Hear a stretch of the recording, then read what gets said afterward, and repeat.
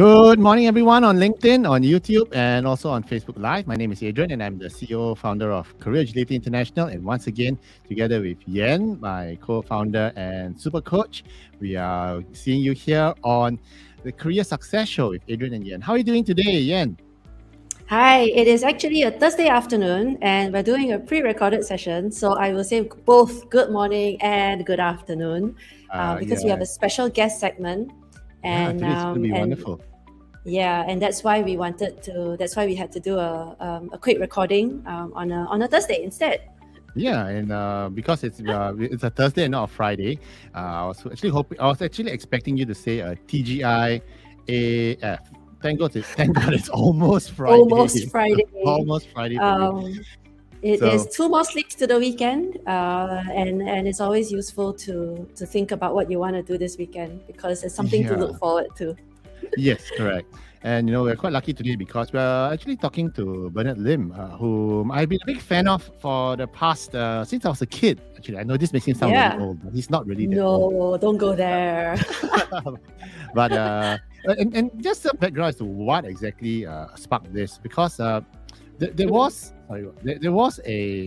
an article sometime back on the Straits Times where it says that more mid-career workers are switching to the social service sector. And in this article itself, it says that there was an increase by almost 15% in terms of inquiries. Yeah, I think the mid-career professionals are all seeking meaning. They're seeking something worthwhile to do with their time as opposed to just a daily grind in the corporate environment. So quite a number of these individuals are really looking for something more. Is there more to this than for their own career? They're looking for something more profound, something a lot more meaningful, something that gives back. And it's very apt, I think, in this time when we're thinking about some of our clients as well, isn't it? Yeah, and actually a number of our clients have asked us, especially when they're at their career crossroads, Adrian, do you think it's a good idea to move into the social service sector, or what we call the VWOs, the Voluntary Welfare Organization? And my question to you is this, Ian, have you ever considered wanting to get into that space?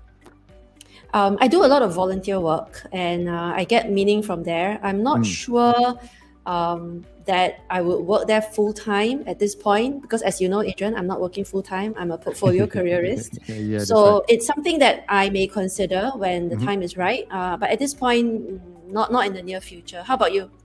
Well, I volunteered with the Singapore Cancer Society for many years. I was on the board there for like 7 years.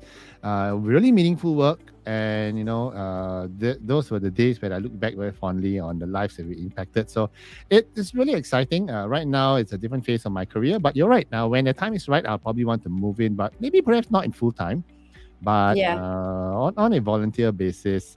And it's been, but no career pivot or no career switch is ever easy. And that's why today we're very lucky to have Bernard. Just a quick intro on Bernard. Bernard is, let's just bring him online. Hi, Bernard. Let me pull you in, okay? Hi, Bernard. Okay. Hello. Hi, Bernard. Hello. Yeah. Good afternoon, Bernard. Thank you so much for joining us today. So, as our listeners may already know, Bernard has had a long and stellar career with MediaCorp and SPH, and is currently. Can I just say yes? I'm going to introduce you. So, he's currently the Director of Advocacy and Communications for a non-profit organization. So, it'll be really, really exciting to hear from you directly on all your journey so far. So without much preamble, I just want to know, Bernard, can you tell us a quick, I guess, condensed version of your career journey? Oh, okay. My CV, so to speak, right? Imagine I'm telling Adrian, especially my CV. It's like a job interview. No, it's so tell me about yourself. well, I've been in and out of the media scene all my life. I mean, I joined then Singapore Broadcasting Corporation (SBC). Oh wow! In 1992. So that was when I just came out from NUS, and I was a radio DJ back then. So I started on 9/7. It was called Perfect 10. Perfect 10. Yeah, Perfect 10. So I worked with the likes of Florence Lien, people like Dalian C, and all that. So I went through all that. So I was there for about 4 years maybe, and then After that, they kind of asked me to leave the airwaves and be a program director, look after Class 95. So I kind of moved on to another role, and I was looking after Class 95. So I got me all excited about management in radio. So then I first thing I did for Class 95, I remember, was to revamp the morning show. Back then, it was hosted by Joe Augustine. And then I brought in Mr. Mark Van Kylenberg, otherwise known as the Flying Dutchman. So it was Joe and FD happened at that time, and then obviously the rest was a lot of hard work, a lot of good luck along the way. So I was there for a couple more years and became assistant vice president, looking after 1 or 2 radio stations, and eventually I became VP. It was just, my entire youth was actually there. Wow. And until what 20 about okay, I remember when I was almost 40 years old, and then I decided to leave. I was tempted to go to a commercial world. Went to join a private company, or a company outside rather. It's a public listed company. It's called Live Brands. We're doing bars and clubs and all that. So it was another different phase of my career. So after 15 years in media, I moved on to look after F&B. And then in 2009, I was made the CEO of the company. And then I took over and ran it for another 5 years. So that was my experience. And then after that, in 2013, I kind of felt a bit tired. I went back to MediaCorp again, looked after television. And I was the MD of television, thanks to people like Sean Xiao and Chang Long Zhong, who hired me to go back and join the company again. Worked there for 2 years. After my contract ended, I left and took a bit of a time to rest. And then eventually, I was also working in Phnom Penh for a while, for about almost 2 years. Wow. I was head of corp commerce for this master real estate developer. They were developing Phnom Penh City Centre. And then so I was there for about 2 years. Then I came back, worked for SPH Media. I was a presenter of Bunny FM when it was first launched. And then I became program director, so on and so forth. So until September last year, I was asked to join Dementia Singapore, the social service agency that I'm in right now. The CEO, Mr. Jason Fu, was very kind. He asked whether we'd be interested. So I said, well, I may be 55 years old. I said, but I still have bills to pay. I said, you gotta help me. You gotta help me settle the bills. And I wouldn't dare to even speak to my wife about this. So eventually, he said, oh, okay, let me sort it out. So he was very kind. So he came back and offered a very attractive offer. And then, then I took on the job. So I joined in December last year. So it's been like barely a little over half a year right now. Oh, wow. So it's here I am, and obviously the questions, as you all mentioned at the start, crossed my mind. I mean, is it sustainable? Is it going to be? I'm going to be well kept, so to speak, in the sense that my wife, my family is going to be okay. So obviously these are normally most of the questions all of us will ask.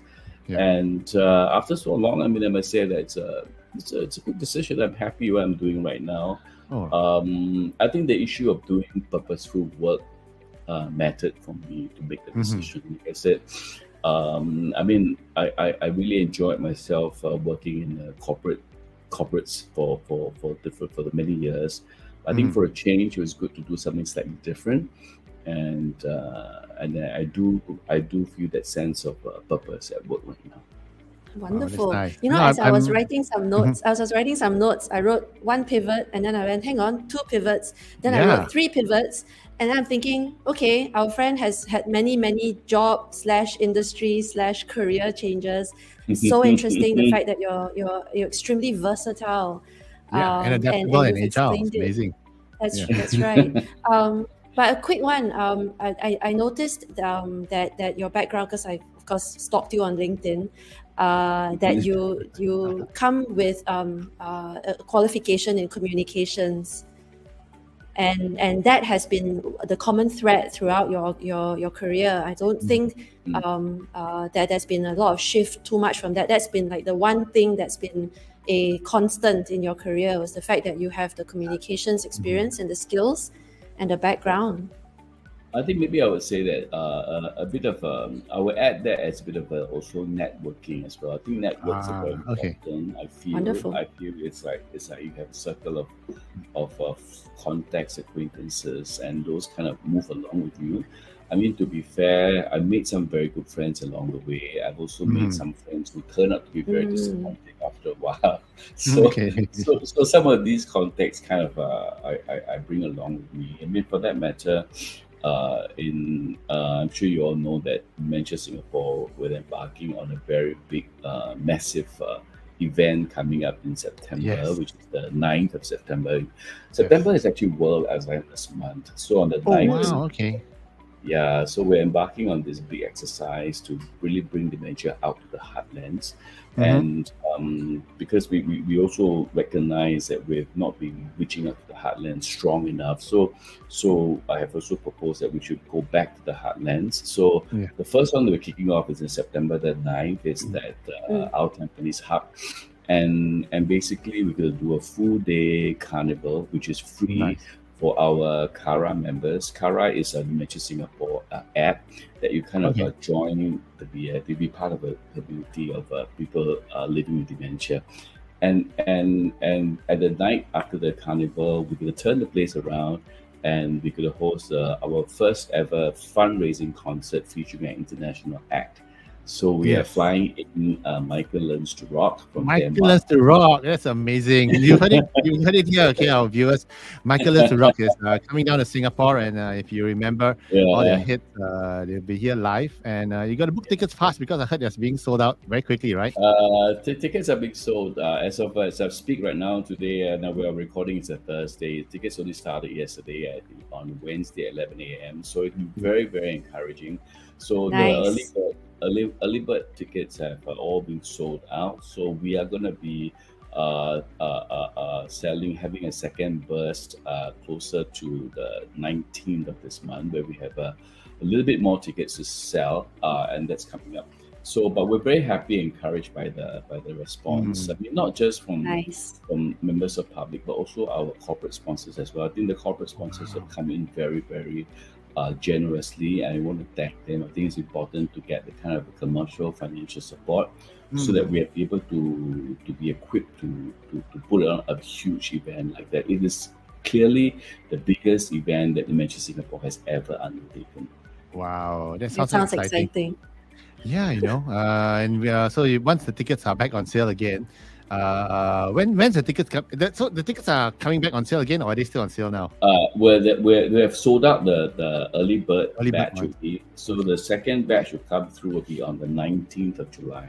Mhm. Okay. Better do it fast, otherwise you might be 25 minutes too late. Oh yeah, Or absolutely. we can So ask for add more dates. Add more dates. well, well, we're not doing Taylor Swift, or we're not doing Jackie Chung, so it is different. So it's a concert with a Uh, purpose, so it's not just to oh like make yeah. money. We're happy that But we're Nice. doing well. Yeah. I have a question for you, but why do you join Dementia Singapore in particular? Is there a personal affiliation or? Um, Oh, well, the answer to that question is no, there isn't a reason, any strong reason. None of my relatives or friends or friends' parents have dementia. But I think we gotten close with our friends from Dementia Singapore at the time, because they're also one of our partners on the station that you were formerly on, Yeah, Adrian, with yeah, on FM 91.3. that's And right. over the years of working with them, we kind of all became friends, and I kind of knew what Dementia Singapore was doing. Mhm. And Mm. so naturally, when the CEO asked me, I could relate to the job. I understood exactly what they were doing. Yeah. Okay, it's nice. So Nice. there was kind of an existing networking contact already, lah, in a way. Yeah. Well, I think it was like a progression Oh, from nice. friends and all that. Yeah. So. Nice, nice. Can I ask, what were any specific criteria? I mean, besides compensation, which you mentioned already, were there any other criteria when you selected the Dementia Singapore as your next move? Well, I think personally, it was also like a purposeful role for me. I understood Dementia Singapore a lot better. Like I said, I mean, 1 in 10 Singaporeans above 60 is diagnosed with dementia Oh wow. presently, and the numbers don't lie. So when you go a little bit older, one out of two, within the bracket of 80, 85, is diagnosed with dementia. So the numbers are fairly real, and the total statistics of people living with dementia in Singapore presently is about 100,000. Oh So wow. these are very real numbers, and even for us in our age band, we are. I mean, touch wood, we hope we'll be all blessed to be okay. But I think that we are also potentially a caregiver to somebody, to some of our loved Mm, ones as well. mm. I think at Dementia Singapore, we not only just look after people living with dementia, but we also spend a lot of time to also help the caregiver. I think being a caregiver of somebody who is living with dementia, it is a very strenuous and a very very It tough is. role. It is. Yeah. It's almost like 24/7, Yes. and Yeah. different sorts of stages of dementia. They react in different ways. Some can Mhm. be temperamental, some can be totally Yeah. unpredictable. It's not just about being the forgetful part. So it is a Yeah. little bit strenuous. Yeah. It is. My dad, near the end of his life, he had dementia, and it was not so stressful for him because he was really in a situation where he was not aware of what's going on. But the caregiver fatigue from my mom had to give, that was really really difficult. So Mhm. I understand what you mean. But so therefore, I think it's a very meaningful cause that you've joined, Yeah. and Mhm. it's really impactful. I mean, we don't wish it upon anybody, and we really hope that No. most of our Yeah. friends, our relatives, or our elders can be Yeah. healthy and not be suffering from Mm. dementia. Mm. But I think having a community of support and that level of awareness, so the work that you're doing is very, very meaningful. I mean, Because thank you. awareness, knowing that you're not going alone, it's always Yeah. going to help. I mean, that's always something that we pride ourselves in a sense that in Dementia Singapore, we obviously provide community enablement. We look after the advocacy, so we do talks, etc. In corporates and lunch hours when they prepare lunch in the office. It's all like in the Oh. little lobby area. We get there to give speeches and give talks just to engage and get the word around. I think Oh, important to understand the condition of dementia better so that we be able to to handle the situation when we are faced with somebody who is living with dementia. Yeah, agree. That's very meaningful. So the word purpose comes to mind, and I keep circling it every time you talk. I'm circling it some more. So from a career perspective, when we think about our choices, and a lot of our clients who are in the middle of a crossroad, it's true. A lot of them are looking for purpose. They are looking for meaning. They are looking for something that's going to be worthwhile spending the rest of some time on. It's not really just about chasing the monetary anymore. It's more than that, Yeah. And kudos, applaud you for that. But again, I mean, I'm interested in hearing about your career pivots, and perhaps our listeners can also learn from your experience.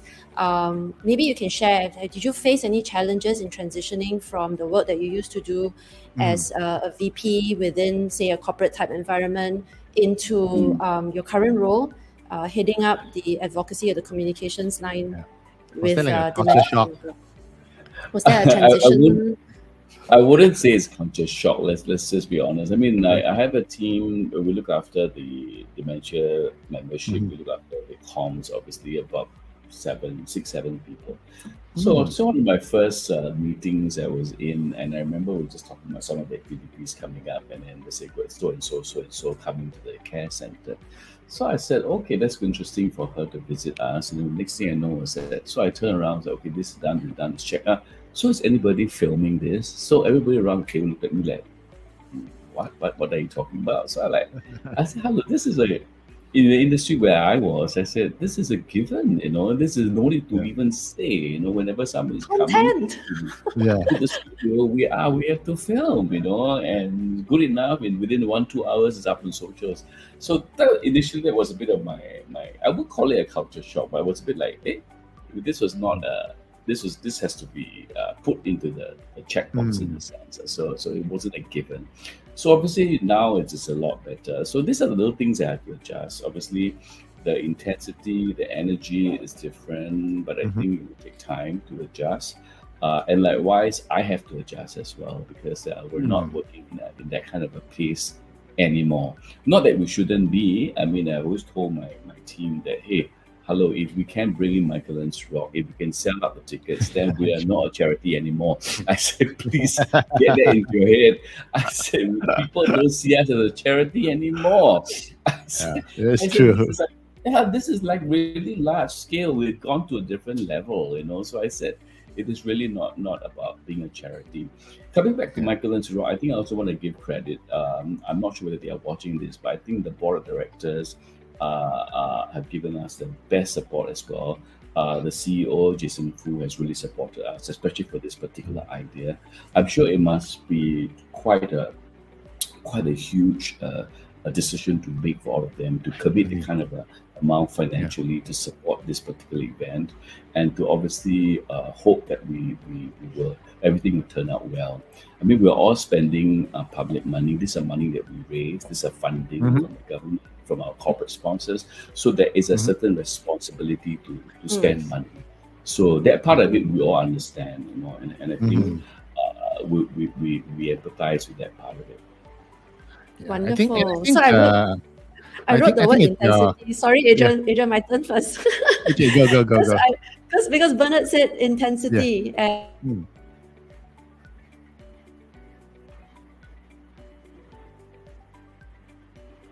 intense, but based on what you just described, it sounds more intense. It is. I would not say that there's no intensity. I think it depends on what you do. And obviously for a project of the scale of Michelin's Rock, it is there has to be a certain level of intensity. We're talking about huge investments here, you know what I mean? So I think sometimes people don't quite understand. Obviously we can always lay low and just do the day by day thing and then answer 4 emails and close a laptop. I mean, we can all do that. But I think we, as an individual who's also ambitious myself, I also want to push the envelope in the sense that not to show off, but I want to push to see how far can we all go. And obviously, if you have someone like me on board, or my other very strong co-colleague, Showan Sharif, who's the director of fundraising, we are very dynamic in the team, and I think, in many ways, if we don't let us kind of push the boundaries, then I think it's a bit of a waste in that sense that we come in to do the same old. You don't want us to do the same old. That's true. I like that message.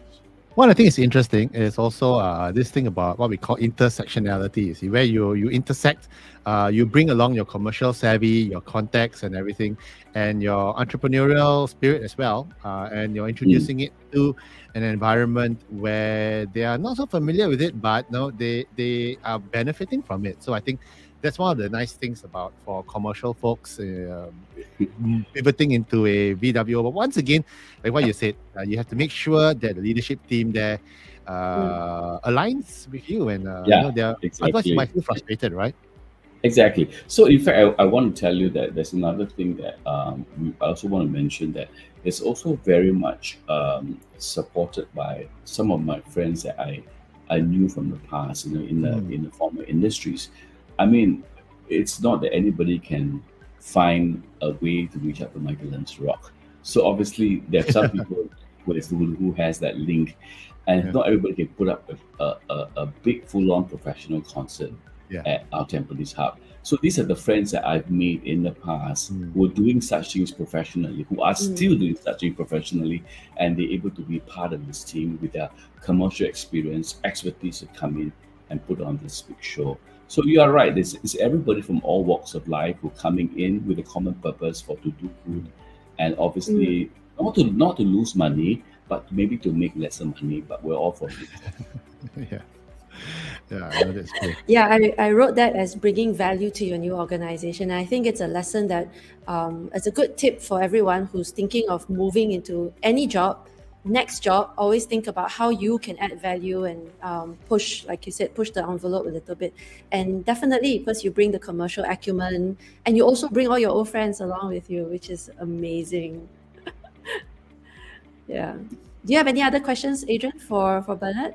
Yeah, no, my other question is this. 6 months there, it's been an exciting journey, I can imagine. If someone were to say, hey, Bernard, I want to pivot into I'm from commercial and I want to pivot into a VWO.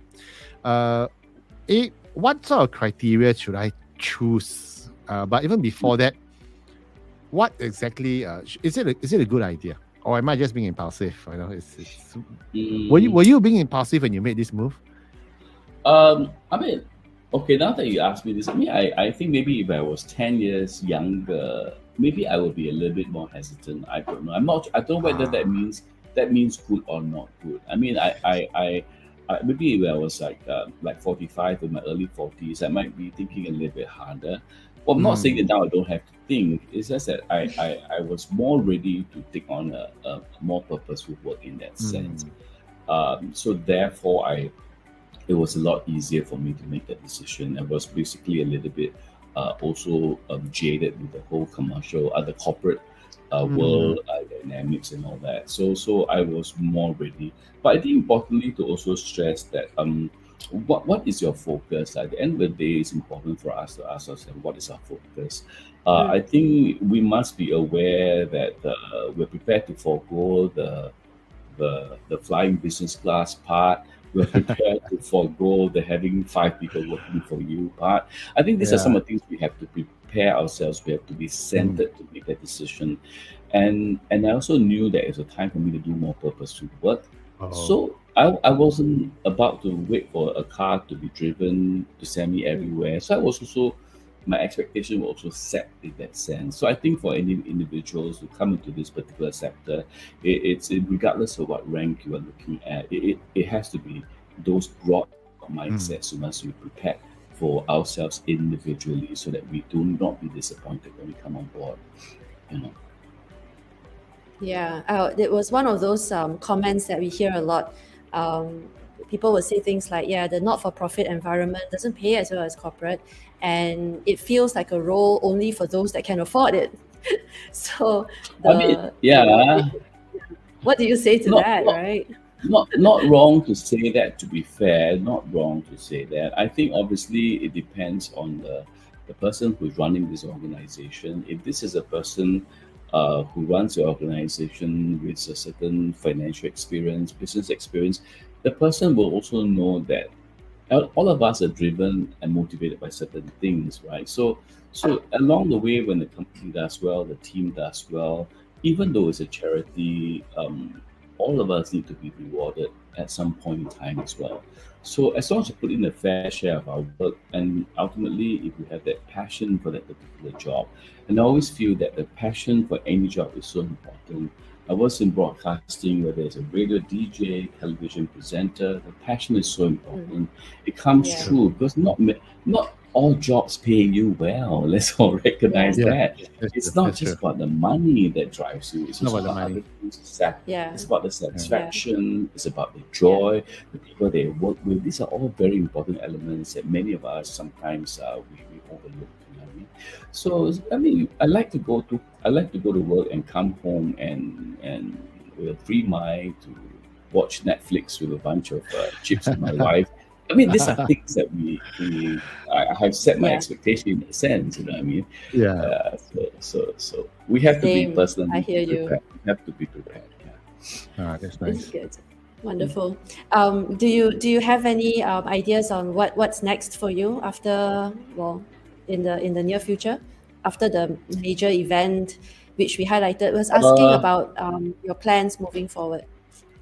We will be in Dementia Singapore. We'll continue to work on this going back to the heartlands. Obviously, nice. after the concert in September, in October, we're gonna bring Ge Tai to Marine Parade. So Oh wow! Wait, isn't that only for the 7th month? Yeah, well, obviously we break the rules. We do a good time on normal on the calendar year. This is a time when they're more free and it's cheaper as well. That's So, true. Huh? Oh, that's true. Yeah, so we could follow a series of that. Then probably November with some other outreach, and then we will rest. And next year we'll start to plan again. But we're gonna continue to go back to the heartlands a lot more. Nice. That was amazing. Thank you for that. I'm just quickly summarizing. I've got so many notes on the important things that I've picked up. I think the biggest one that I've picked up here is purpose, the networking, the value you have to offer, and the awareness that you need to have before you embark on a transition. It will help the landing be a little bit smoother. I like the way you put it. I like the way all these HR people put it, the landing. As if you were flying. Yeah, the landing will be more acceptable. Yeah, Thank you so much for your time, Bernard. I have one last question. So, do you miss being on the air? I mean, it's always hear your voice on air. Do you miss that? Actually, many people don't realize that I've actually stopped being an on-air personality for quite a number of years. So I've always been, I stopped being a radio DJ for a long time. As a music station presenter, I was off air like in the late 90s. Yes, I did a bit of television here and there, but then when I came back, I was a Money FM. I was presenting for about 2 years.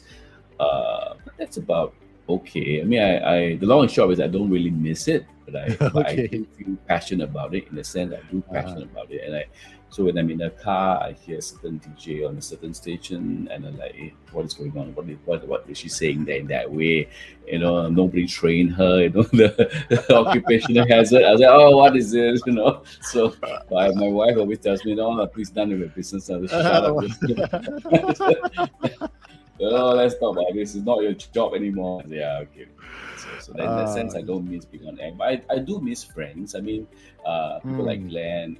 These are my from colleagues become friends, and we're all good friends. So I do miss their company. But yeah, at these days you can always just catch up for a drink, for a meal quite easily. That's true. And do you have any final words of advice for anyone who's in their mid-career thinking of pivoting into a not-for-profit? Do you have any advice for them? I think importantly is to get your heads cleared, your own personal head, get your heads cleared so that you understand what are you going in for. Don't believe that charities or social service agencies don't pay. I mean, obviously, you must bring to the table your fair share of the bargain as well. Make sure you must be able to make a difference. You don't want to go in there to the same old. Then they will pay you the same old. So come into to make a bigger of a difference and push the boundaries and yeah, then I think you'll be all right, you know. So always believe in your passion, believe in your abilities, and importantly is to have your passion to take you through. That is, to me personally, my best recommendation is you must be passionate about the job. If you're not, then you might as well stay home. Yeah. Agree. All jobs are tough. If you are interested and passionate about it, the toughness is just par for the course. You know, it's worth it, right? Yeah. It's not work anymore. Yeah, that's right. That's true. That's nice. So okay, cool. No, thanks a lot for your time, Bernard. No, it's as always amazing talking to you, and Thank you. And definitely I'll be seeing you at the concert. And it's all the best for your journey forward. It's so exciting, and in a way I envy the amount of changes that you can do at the new place and how well you've landed. So congratulations on that. Thank you. So let's catch up again. But thanks a lot for your time, Bernard. It's been wonderful talking to you. Let's do breakfast again. Oh yes, let's do breakfast at our usual place. So okay, great. Thanks a lot, Bernard. Take care. Bye-bye. Bye. No, it's amazing. Let me get back to our screens. The thing I love about Bernard is you see the amount of passion. I mean, I've known him for a long time.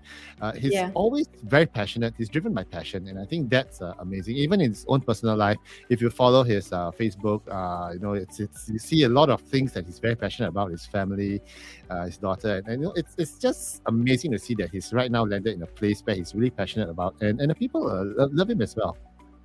Yeah, I also want to say to those that are listening, if you haven't quite figured out what it is that you're passionate about, it's okay.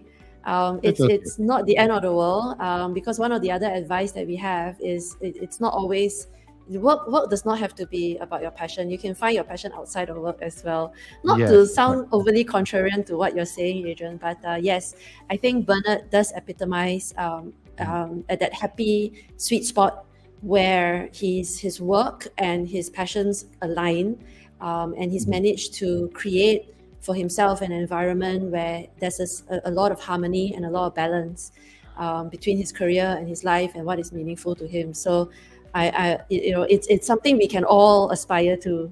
So if there's a way that I do speak to a lot of our clients about finding something in their work that they can feel a little bit more alive about, so that work doesn't become a soul-sucking activity. You know what I mean? Yeah. And so if you're stuck, to our listener, if you're stuck, come talk to us, because we can help you ideate, and so that you can plan. And so if you're in your 30s, how can you get closer to your ideal in your 40s? And then when you're in your 40s, then how can you get even closer, so that by the time you're in 50s, you can find your happy equilibrium. That's I think my takeaway. He epitomizes everything where there's a confluence, right? Everything is ikigai, so to speak. Yeah. That's true. So if you have any career questions, if you want to pivot, you're not sure what's happening, just drop us an email, info@careeragility.org, or DM me directly if you're watching this on LinkedIn. Always happy to have that conversation with you. And once again, thanks, Bernard. It's been amazing talking to you. And so thanks for tuning in as well, everybody. And until next week, have a great week ahead. Bye, guys.